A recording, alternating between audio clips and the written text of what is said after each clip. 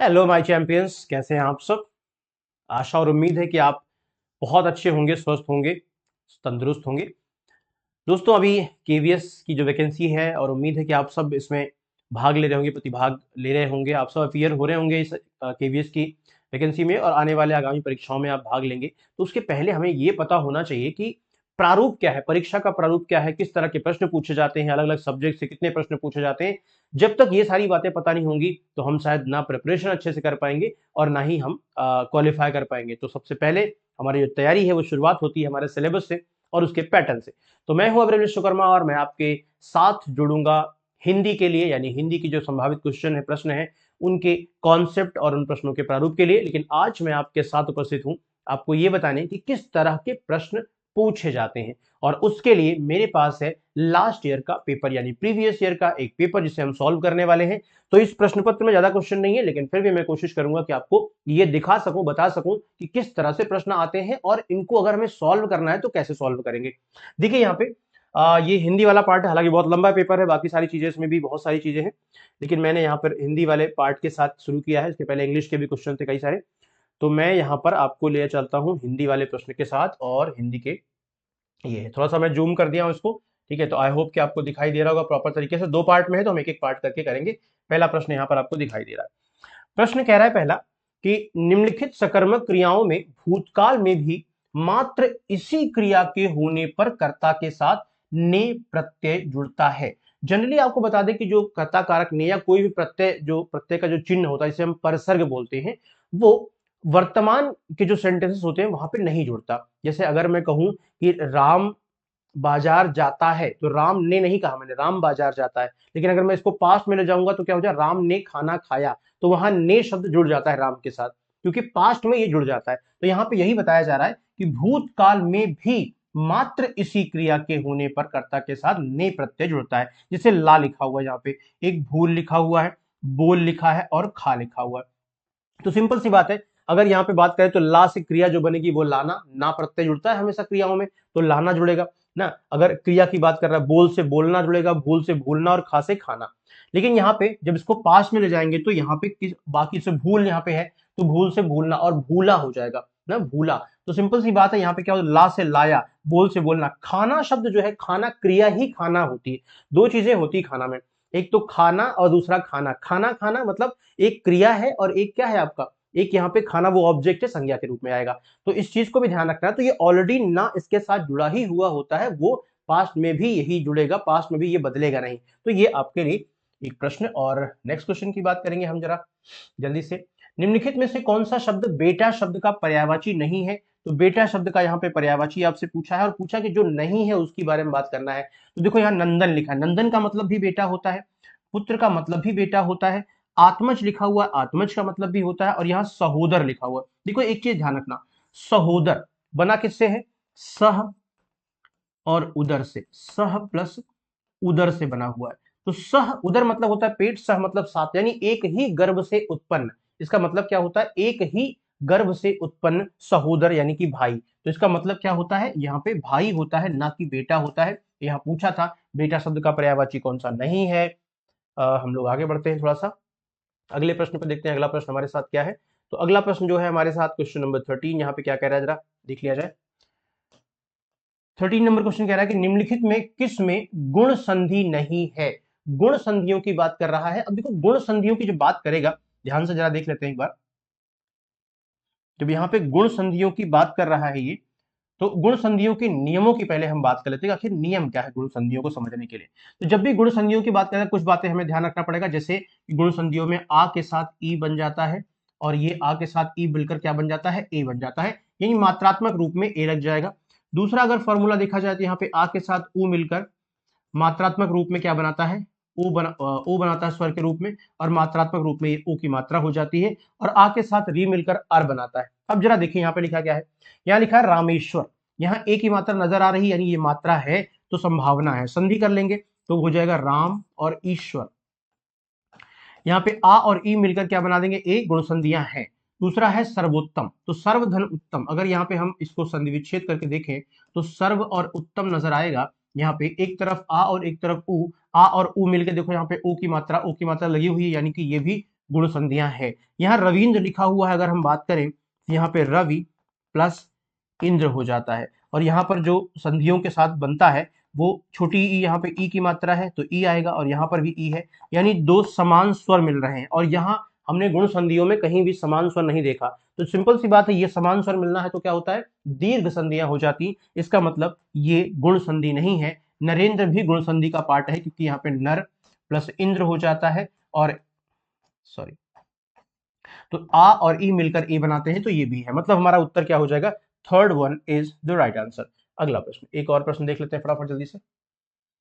Next question क्या हो जाएगा भाई, देखो यहाँ पे अगला प्रश्न है, निम्नलिखित में से किस शब्द का स्त्रीलिंग रूप नी प्रत्यय के साथ बनता है। कह रहा है किस शब्द का स्त्रीलिंग रूप नी प्रत्यय के साथ नहीं बनता। अब नहीं बनता कह रहा है, मतलब ध्यान देना पड़ेगा। जैसे शेर, अब शेर के साथ अगर नी लगाएंगे तो शेरनी बन जाएगा, इसका स्त्रीलिंग ना। ऊंट के साथ नी लगाएंगे तो ऊंटनी बन जाएगा, इसका स्त्रीलिंग। मोर के साथ नी लगाएंगे तो मोरनी बन जाएगा, इसका स्त्रीलिंग। लेकिन बालक के साथ बालिका होता है, बालकनी नहीं होता। तो आपको पता चल गया कि दूसरा ऑप्शन आपका यहाँ पे गलत है, जो सही है अर्थात वो गलत है, उसके साथ नी नहीं लगेगा।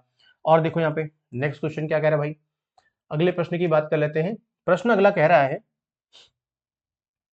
निम्नलिखित में से शुद्ध वर्तनी वाले शब्द का चुनाव कीजिए। क्या पूछा जा रहा है, शुद्ध वर्तनी वाले शब्द का चुनाव कीजिए। देखिए कहा, अर्जुना, अर्जुन, अर्जुन, अर्जुन, अर्जुना, अर्जुन, अर्जुन और अर्जुन लिखा हुआ। ध्यान से देखिए, शुद्ध वर्तनी क्या होता है, अर्जुन होता है ना, तो अर्जुन ये वाला शब्द सही है।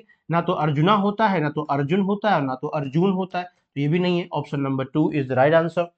और देखो यहाँ पे क्या हो जाएगा, नेक्स्ट क्वेश्चन क्या है। अच्छा, यहाँ पे खत्म हो जाता है 5 प्रश्न। इसके बाद फिर हम आते हैं दूसरे पार्ट पे, चलते हैं इस तरफ आ जाते हैं। ये वाला प्रश्न है हमारा, तो यहाँ पे देख लेते जरा। चलिए, ये है प्रश्न, आई होप आपको दिखाई दे रहा होगा, पूरा पढ़ने के लिए तैयार है।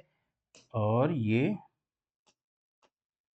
ठीक प्रश्न है, निम्नलिखित में से कौन सर्वनाम उत्तम पुरुष बहुवचन का है।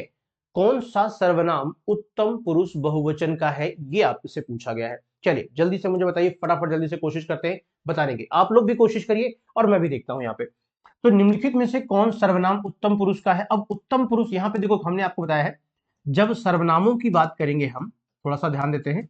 जब सर्वनामों की बात करते हैं तो सर्वनामों के प्रकार जो है ना वो 6 होते हैं। सर्वनामों के प्रकार 6 होते हैं, और संख्या की जब हम बात करते हैं इसकी, तो जो संख्या है वो होती है 11। कितनी होती है, 11 संख्या। हालांकि इसके ट्रिक भी हैं, तो क्लासेस जब क्लास में हमसे मिलोगे तो उसके ट्रिक भी हम समझेंगे, डिटेल समझेंगे, लेकिन अभी के लिए सिर्फ इतना ही कि सर्वनाम 6 प्रकार के होते हैं और संख्याएं कितनी होती है, 11। अब हमें देखना है, यहाँ पूछा है कि उत्तम पुरुष, तो इसका जो एक पहला सर्वनाम होता है, जरा सा और थोड़ा सा देख लेते हैं, पुरुषवाचक। पुरुषवाचक, और इस पुरुषवाचक में 3 पार्ट होते हैं। कौन कौन से, पहला होता है उत्तम पुरुष, जिसका पार्ट होता है मैं, इसके सारे और अलग अलग कार बन जाते हैं। दूसरे में होता है मध्यम पुरुष, जिसका पार्ट होता है तुम। और तीसरा हो जाता है यहाँ पे अन्य पुरुष, जिसमें आता है वह, यह, ये सारी चीजें। ठीक है, अब ध्यान से देखना, पूछ रहा है कि उत्तम पुरुष, उत्तम पुरुष में क्या है, ये मैं, और इसका बहुवचन रूप, तो मैं का बहुवचन रूप क्या होगा। जैसे मुझे कहीं जाना, मैं कहूंगा मैं जा रहा हूं। अगर मेरे साथ 3-4 लोग और हैं तो मैं क्या कहूंगा, हम जा रहे हैं। हम जा रहे हैं ना, मैं को बहुवचन बनाएंगे तो हो जाएगा हम जा रहे हैं। मतलब सिंपल सी बात है, यहाँ हम को ढूंढना है। आप लिखा है, ये आप क्या है, ये तुम का पार्ट है, यानी कि मध्यम पुरुष का पार्ट है। ये भी नहीं है, ये मध्यम पुरुष है। ये वह, ये इसका बहुवचन है अन्य पुरुष का ना, ये भी नहीं होगा। तो हमारा उत्तर क्या हो जाएगा, B is the right answer. हम लिखा था। क्लियर है। अगला, आप समझते चलिएगा चीजों को बहुत ध्यान से, जहां नहीं समझ में आए आप बताइएगा मुझे। फिलहाल तो हम लोग जब चैप्टर पढ़ेंगे तो सारी चीजें बहुत बेहतरीन तरीके से समझ लेंगे, तो उसके लिए बिल्कुल निश्चिंत रहिए। चलिए, निम्नलिखित में से अंधकार शब्द का सटीक विलोम कौन सा है। पूछा है, निम्नलिखित में से अंधकार शब्द का सटीक विलोम कौन सा है। अब अंधकार का विलोम पूछा, यानी कि विपरीतार्थी पूछा है। अंधकार आप सब जानते हैं, इसका उल्टा जाहिर सी बात है उजाला से होगा कुछ इस तरह से, क्योंकि यहाँ पे लिखा है कांति, तो कांति का तो नहीं होगा। रोशनी, रोशनी का भी नहीं होगा। प्रभा, प्रभा भी नहीं होगा। यहाँ पे प्रकाश हुआ। एक चीज ध्यान रखना, विलोम शब्दों में शब्दों की कोटियां बहुत मायने रखती हैं। मतलब अगर विलोम पूछा है जिस शब्द का, वो संज्ञा है, तो इसका जो विलोम होगा, जिस शब्द का विलोम पूछा है वो संज्ञा है, तो उसका विलोम भी संज्ञा ही होगा। अगर विशेषण है तो उसका विलोम भी विशेषण ही होगा। इस बात को ध्यान रखिएगा। जैसे अंधकार का यहाँ प्रकाश, सपोज करो कि यहाँ पे आपको कहीं उजाला दे देता, एक एक ऑप्शन में कहीं उजाला देता यहाँ पे लो, या जैसे अंधकार है, मान लो उसका तिमिर पूछा होता है, एक शब्द होता है आलोक, आलोक, और एक ऑप्शन ये है।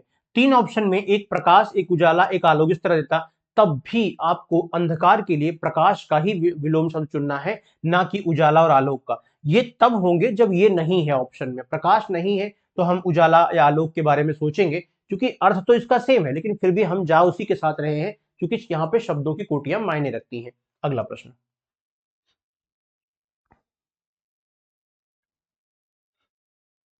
देखिए, अगला प्रश्न क्या कह रहा है भाई, जरा इसको देखते हैं। अगला क्वेश्चन कह रहा है, निम्नलिखित में से किस शब्द का बहुवचन ए प्रत्यय के साथ नहीं बनता? ए प्रत्यय के साथ नहीं बनता, जल्दी से मुझे बताइए। निम्नलिखित में से किसका बहुवचन ए प्रत्यय के साथ नहीं बनता है? जनरली क्या होता है कि ए प्रत्यय लगाने के साथ बहुवचन बन जाता है। जैसे यहाँ पे लिखा कन्या, तो कन्या के साथ अगर हम ए लगा दें तो बन जाएगा कन्या, सॉरी कन्याएं बन जाएगा ना, हो जाएगा। यहाँ पे सड़क के साथ ए लगा देंगे, सड़कें बन जाएगा। ईंट के साथ लगा देंगे क्या हो जाएगा, ईंटें बन जाएगा, ईंटें ना बहुवचन। लेकिन घर के साथ अगर लगाएंगे तो क्या बन जाएगा, घरे बनता है, नहीं बनता ना। घर के साथ ओ लगाया जाता है तो बहुवचन क्या हो जाएगा, घरों। अगर मान लो इस तरह का बहुवचन बनाना है हमें, तो हमें क्या करना पड़ेगा, घर के साथ ओ प्रत्यय लगाना पड़ेगा, जिसका मतलब यहाँ पे घरों के टाइप के बन जाए, क्या बनेगा, घरों।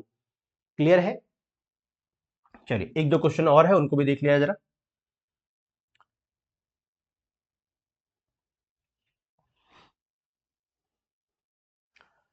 अगला प्रश्न देखो जरा क्या लिखा है।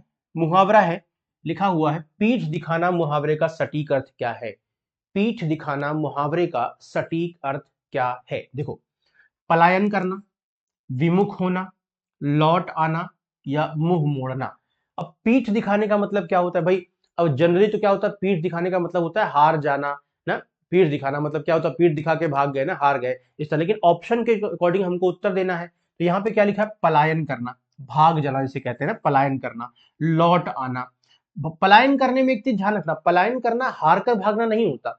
पलायन करने का मतलब यहां से चले जाना, लेकिन हार कर भागना नहीं होता। पलायन करना मतलब यहां से पलायन कर गए, चले गए, इस तरह से होता है। तो ये आपको ध्यान रखना है।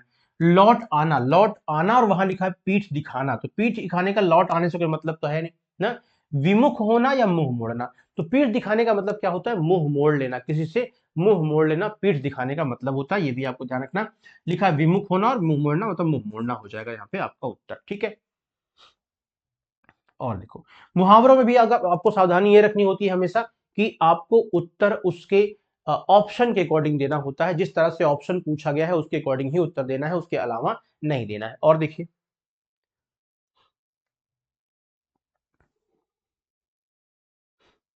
निम्नलिखित शब्दों में पन प्रत्यय किसमें नहीं है? क्या पूछा है, निम्नलिखित शब्दों में पन प्रत्यय। अब देखो, पन प्रत्यय कहां कहां लगा है, बचपन ना, बचपन, यहाँ पे छुटपन, तपन और बालपन। बचपन, तपन, छुटपन, बालपन, सब में पन लगा हुआ है, दिख रहा है ना। लेकिन क्या एक्चुअल में इसमें पन लगा हुआ है, किसमें नहीं है पूछा, कोई तो है जिसमें नहीं होगा ना। जैसे यहाँ पे देखो, बचपन, तपन, बालपन, छुटपन। देखो छुट में यहाँ पे छोटा, छोटा में छुट लगा हुआ, छुटपन। बचपना देखो, बचपन, बच्चा में लगा दिया, बचपन हो गया। बालक में लगा दिया, बाल, बाल में बालपन हो गया। लेकिन यहाँ तपन लिखा हुआ है, तपन में क्या आपको पन लगा हुआ है? पन अगर हटाएंगे भी तो बचेगा ता।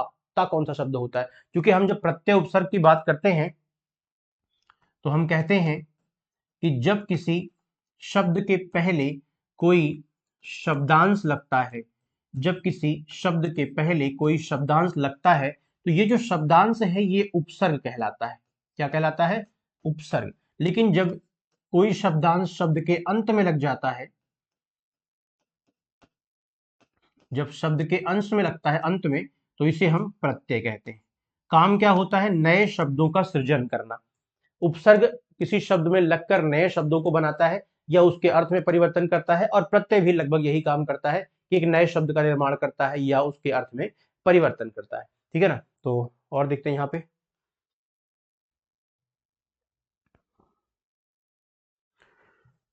आई थिंक ये इस पेपर में 10 ही क्वेश्चन थे, तो ये 10 के 10 क्वेश्चन खत्म हो चुके हैं, समाप्त हो चुके हैं। तो ये पूरा पेपर है, जो प्रीवियस ईयर का पेपर जो मेरे साथ था, हिंदी के पार्ट को हम लोगों ने सॉल्व किया है। 10 क्वेश्चन यहाँ पे आए हैं इस वाले पेपर में, तो हिंदी के पार्ट को हम लोगों ने यहाँ पे सॉल्व किया है। तो इस तरह के बहुत सारे प्रश्न सॉल्व करेंगे हम लोग, इनके बारे में समझेंगे, इनके कॉन्सेप्ट के बारे में समझेंगे, क्या होता है, क्यों होता है, कैसे होता है, अगर प्रश्न आता है तो हमें सही उत्तर कैसे मिलेगा ना, क्या करें कि हम उसका सही उत्तर निकाल लें। इन सब चीज़ों के बारे में अलग अलग जितने भी चैप्टर्स हैं जो भी सिलेबस का हिस्सा है जो पूछे जाते हैं, क्योंकि हर चीज़ इंपॉर्टेंट है, चाहे वो कोई भी सब्जेक्ट हो। एक एक नंबर जो उस सब्जेक्ट के प्रश्नों से मिलते हैं वो हमारे लिए बहुत ही इंपॉर्टेंट है, हमारे क्वालिफाई करने के लिए एग्जाम को बहुत इंपॉर्टेंट है। इसलिए इसे बहुत ध्यान से पढ़ना पड़ेगा, प्रैक्टिस करना पड़ेगा। तो क्लासेस में हम लोग बहुत सारी चीज़ें पढ़ते हैं, रेगुलर क्लासेस में, वहाँ पे हम लोग बहुत सारी चीज़ें पढ़ेंगे पेड क्लासेस में, और फिर प्रैक्टिस भी करते रहेंगे इस तरह से। तो आज के लिए इतना ही, थैंक यू सो मच, मिलते हैं अगले के सेशन में, और चीज़ों को बहुत ढंग से, बहुत करीने से, बहुत ही प्रैक्टिस प्रो एकदम पूरा डीप नॉलेज के साथ पढ़ते हैं। Thank you so much, bye bye, जय हिंद।